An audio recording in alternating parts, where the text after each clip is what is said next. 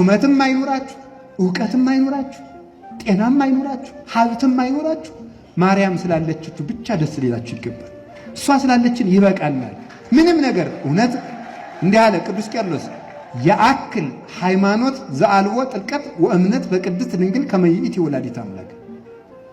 ዘአልቦ ጥልቀት ጥርጥር የሌለበት ሃይማኖት ለምንም ነገር ይበቃል። ማርያም ወላዲተ አምላክም ናት ብሎ ማመን ለሁሉም ነገር ይበቃል። ለልብስ ይበቃል፣ ክርስቶስ እንለብሳለን።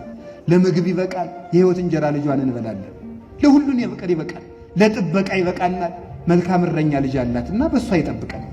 ስለዚህ ምንም የሚጎልብን ነገር የለም። ሰው ማርያምን ከወደደ የሚያጣው ነገር የለም።